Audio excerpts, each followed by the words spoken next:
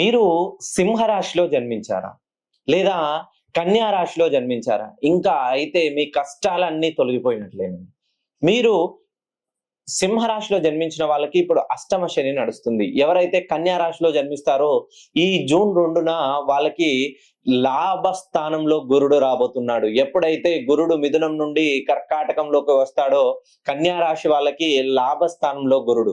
ఈ లాభస్థానంలో గురుడు కన్యా రాశి వాళ్ళకి వచ్చిన తర్వాత వీళ్ళ జీవితంలో ఉన్నటువంటి కష్టాలన్నీ పటాపంచలైపోతాయి. అయితే వీళ్ళకి జన్మతః ఏ పని చేసినా అంతగా కలిసి రాదండి.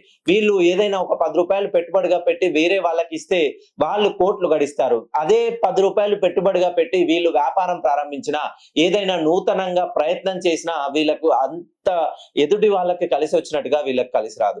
అలానే వీళ్ళు ఎవరికైనా మధ్యవర్తిత్వం చేసి డబ్బులు ఇప్పిస్తే ఆ డబ్బులు వీళ్ళ జేబులోకి వెళ్ళి కట్టాల్సిన సిచ్యువేషన్స్ వస్తాయి. ఎప్పటికప్పుడు బంధువులు ఫ్యామిలీ మధ్య డిస్టర్బెన్సెస్, ఏ పని చేసినా ఏదో ఒక ఆటంకం ఎదురవుతూనే ఉంటుంది. మీరు గనక సింహరాశిలో జన్మించినా లేదా కన్యా రాశిలో జన్మించినా తమిళనాడు ప్రముఖ పుణ్యక్షేత్రమైనటువంటి తమిళనాడులోని చిదంబరం దగ్గరలో కడలూరు అని ఉంటుందండి. భూవరాహ స్వామి సాక్షాత్తు 3 శక్తులు ఉంటాయి.